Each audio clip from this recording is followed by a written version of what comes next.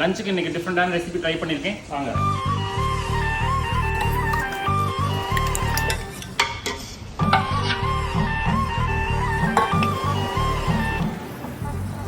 Okay, அதுக்கடுத்து இது தோசை, இட்லி.